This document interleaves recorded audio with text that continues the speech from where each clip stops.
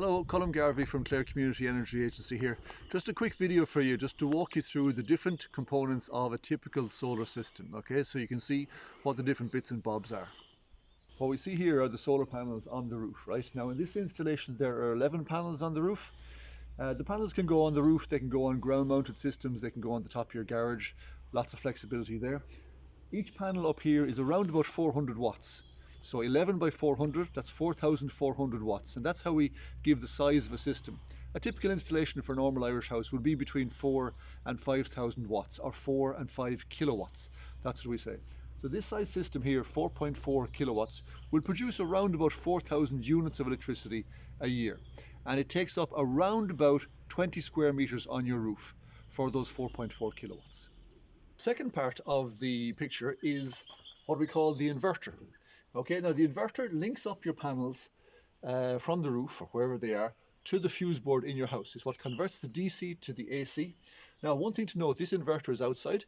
It can go any place. It can go in your attic, it can go in your utility room, it can go under the stairs, or like in this case, it can go outside the house. Another optional piece in your system is this, which is a battery. Now the battery is connected up to the inverter, okay, it's connected directly to the inverter.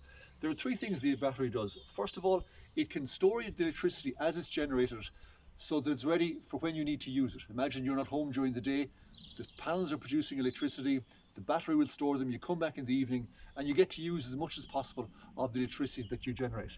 The second thing that it gives you is if there's a grid failure, this will still give you electricity in the home in the case there's a grid failure. And the third thing you can do with the battery is, for example, during the winter when there isn't so much sun, you can charge up your battery at night if you have a cheap night rate. And that will allow you to have cheap electricity. Another option for a solar system is what we call the hot water diverter. Now this is really what we'll call like a smart switch. What it does is it checks to see if there's any extra electricity which is not being used in the house, not being stored in the battery, which means it's going back out onto the grid, and it turns on your immersion just to use up that extra electricity. So basically you can end up getting free hot water from the extra electricity coming from your solar system. So this is the hot water diverter.